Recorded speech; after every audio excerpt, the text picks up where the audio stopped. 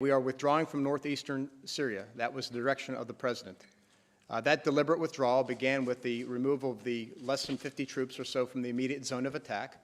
We are now in what we call the Phase 2 withdrawal. Ultimately, we always intended, as the President directed, to maintain a presence at the Antanf garrison. As I've said over the past several days, we are also considering how we might reposition forces in the area in order to ensure we secure the oil fields.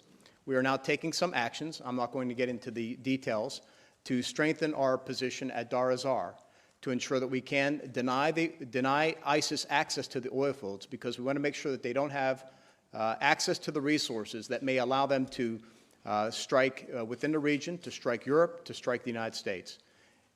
Otherwise, all the other forces are intended to return home.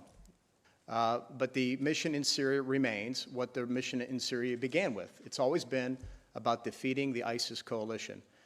So that is the core mission. That mission remains unchanged.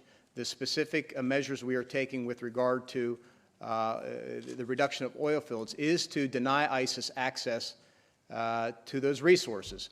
If ISIS has access to the resources, and therefore the means to procure arms or to buy fighters or whatever else they do, then it means it makes it more difficult to defeat ISIS. So this is all nested underneath the Defeat ISIS campaign. But we are in close contact with the SDF on the ground. The SDF has assured us that within the area under their control, all ISIS prisoners are being secured. That's good news.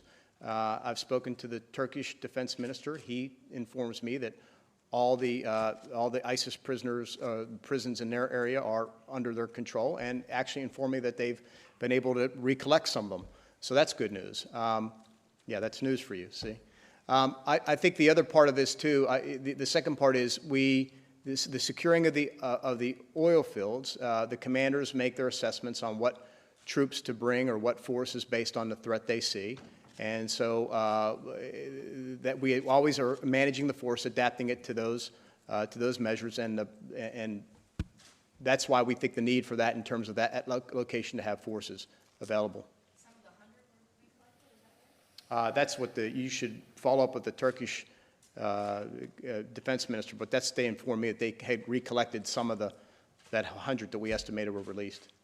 All right, guys, thank you very much. Thank you.